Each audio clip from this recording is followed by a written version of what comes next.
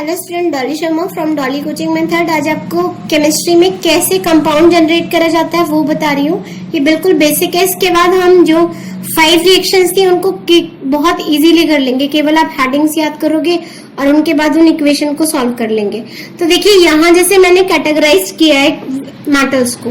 Metals have valency 1, इसमें हमने sodium और पोटेशियम लिया हुआ है। मेटल्स हैव वैलेंसी 2, इसमें magnesium, calcium, strontium and barium लिया हुआ है। मेटल्स हैव वैलेंसी 3 में एल्यूमिनियम, गैलेनियम, इंडेनियम लिया हुआ है। इसके बाद देखिए metals have variable valency, iron ले रखा है Fe2+ and Fe3+, copper Cu+ and Cu2+, silver Ag+, इसका कांस्टेंट रहता है। और नोबल मेटल्स में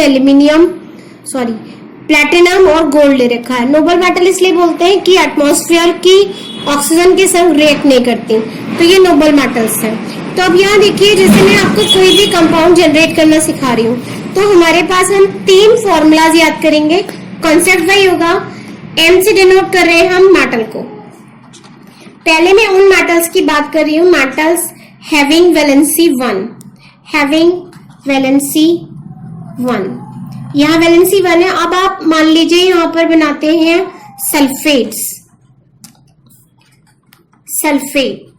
सल्फेट आयन, और इसकी वैलेंसी आपको पता है। इसकी वैलेंसी की अगर बात करें तो कितनी है, 2। तो देखिए अगर हम एक जनरल फॉर्मूला देखिए, AXBY अगर मैंने कंपाउंड जनरेट किया हुआ है तो यहां मैं लिख सकती हूँ X is the valency of B and Y is the valency of A। यानी हमारे पास सिंपल सा एक कॉन्सेप्ट है कि अगर हमने A और B को कंबाइन किया है तो जो A की वैलेंसी है वो B के साथ लगाते हैं और जो B की वैलेंसी है वो A के साथ कनेक्ट करते हैं। यानी अगर आप यहाँ पे लिखो तो सिंपल, अगर हम यहाँ पे लिख रहे हैं A की वैलेंसी तो वो कितनी है Y, और इसकी वैलेंसी क्या है X, तो एक क्रॉस में लिंक होती है। तो अब सिंपल सा देखिए, अगर मैंने एक मेटल ले रखी है उसकी वैलेंसी 1 है और SO4 ले रखा है उसकी वैलेंसी आपको पता है 2 है, तो हम क्या करेंगे, इसको इसके संग और इसको इसके संग, यानी जो ये फॉर्मेट बनेगा वो बनेगा आपका M2SO4। ठीक है। तो अब मेटल्स में मैंने बताया सोडियम एंड पोटेशियम, इन दोनों की वैलेंसी 1 होती है। तो अगर आप उससे कहो सोडियम सल्फेट तो मैं लिख दूंगी Na2SO4, और अगर आप बोलो पोटेशियम सल्फेट तो मैं लिख दूंगी K2SO4। यानी सिंपल सा आपको ध्यान क्या रखना है कि वैलेंसी और फॉर्मेट। इसी में अगर मैंने अब की बार लिया हुआ है M हैविंग वैलेंसी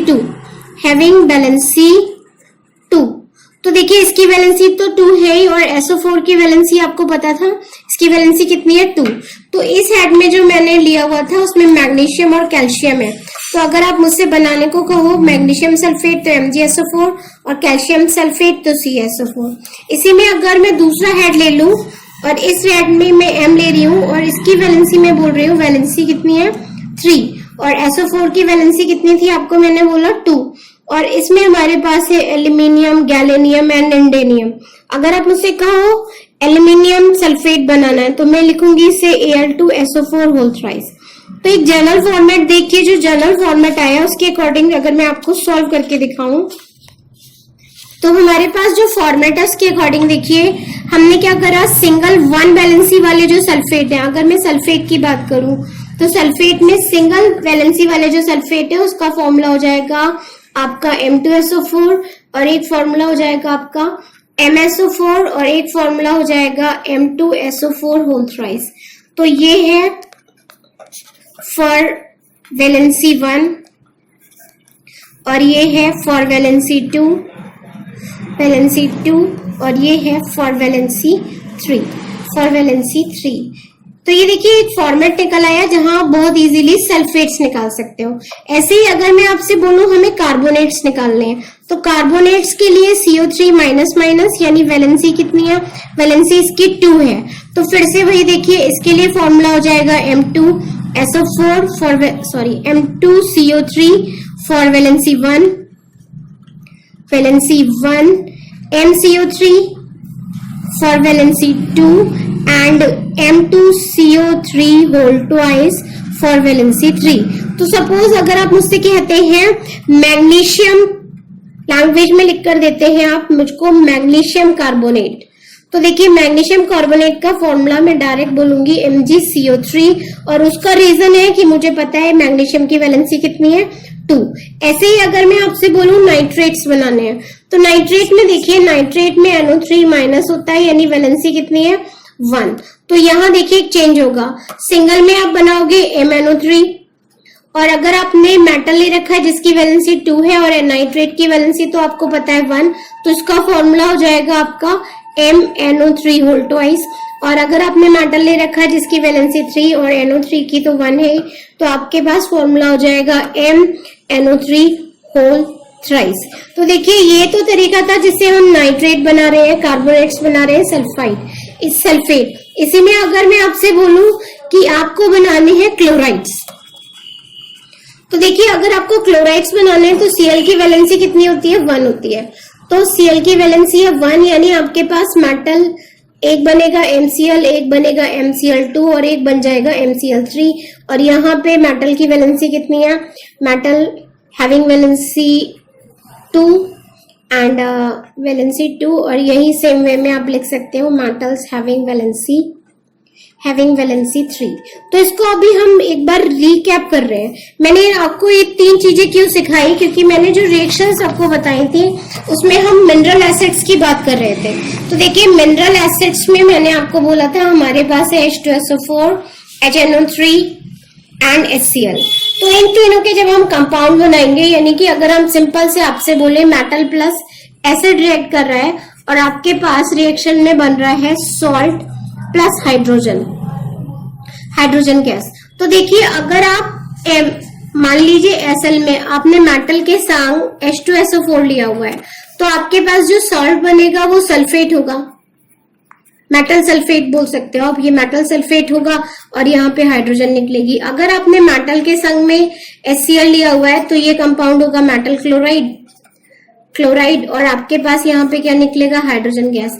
इसी में अगर मैंने मेटल के संग HNO3 लिया हुआ है तो ये जो कंपाउंड बनेगा वो मेटल नाइट्रेट होगा, नाइट्रेट और आपके पास हाइड्रोजन गैस निकलेगी। तो ये वो फॉर्मेट है। अब मैंने आपको बताया मेटल सल्फेट, मेटल क्लोराइड और मेटल नाइट्रेट। फिर से एक बार देख लीजिए, मैं उन मेटल्स की बात कर रही हूं जिनकी वैलेंसी 1 है और उनके अगर हम सल्फेट बनाएंगे तो फॉर्मूला हो जाएगा M2SO4। उनके अगर हम कार्बोनेट बनाएंगे तो फॉर्मूला हो जाएगा M2CO3।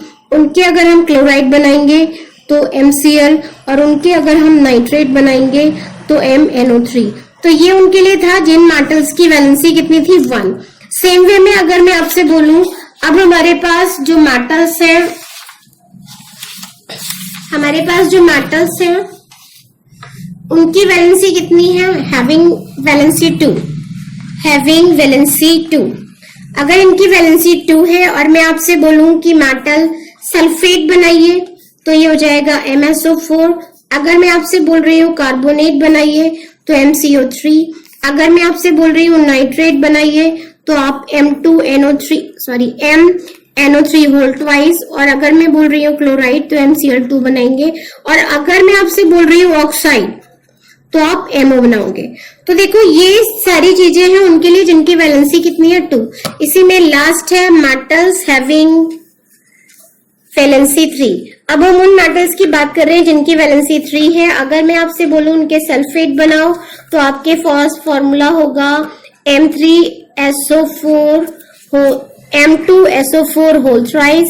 अगर आपसे कह रही हूँ कार्बोनेट तो ये हो जाएगा M2CO3 होल ट्वाइस। अगर आपसे बोल रही हूँ क्लोराइड तो क्लोराइड वाले केस में आप लिखोगे MCl3। अगर बोल रही हूँ नाइट्रेट तो आप लिखोगे MnO3। और अगर मैं MnO3 होल थ्राइस और अगर मैं आपसे बोल रही हूँ ऑक्साइड तो फॉर्मूला हो जाएगा आपका M2O होल थ्राइस यानी M2O3। अब यहाँ से बस आपको एक लास्ट पॉइंट है जो आपको याद रखना है। हम उन मेटल्स के बारे में बात कर रहे हैं जिनकी वैलेंसी 1, 2 और 3 है। देखिए वैलेंसी 1 में आप केवल ध्यान रखिएगा सोडियम पोटेशियम, वैलेंसी 2 में ध्यान रखिएगा magnesium, calcium, strontium and barium. और मेटल 3 में ध्यान रखिएगा एल्यूमिनियम, गैलेनियम एंड इंडेनियम। और 10th के पॉइंट ऑफ व्यू से केवल एल्यूमिनियम ध्यान रखिए। Metal, magnesium, calcium, sodium, potassium. बस आपको ध्यान रखना है sodium, potassium, magnesium, calcium, aluminium, और ये दोनों वैलेंसी 1 में आ रहे हैं, ये दोनों वैलेंसी 2 में आ रहे हैं, और ये जो है वो वैलेंसी 3 में आ रहा है। वैलेंसी केवल एक न्यूमेरिकल वैल्यू होती है, उसके संग कोई भी साइन नहीं लगा होता, वो कभी भी फ्रैक्शन में नहीं होती है। तो देखिए बहुत ज्यादा बेसिक वीडियो, जो लोग 12th में आए हैं या जो 11th में आए हैं, जब वो पी ब्लॉक या फिर एस ब्लॉक पढ़ेंगे तो उन्हें इन सारे कंपाउंड्स को बनाने की बहुत जरूरत पड़ेगी। तो आप उस वीडियो को पूरा वॉच आउट कीजिए। थैंक यू, शुक्रिया, जय हिंद।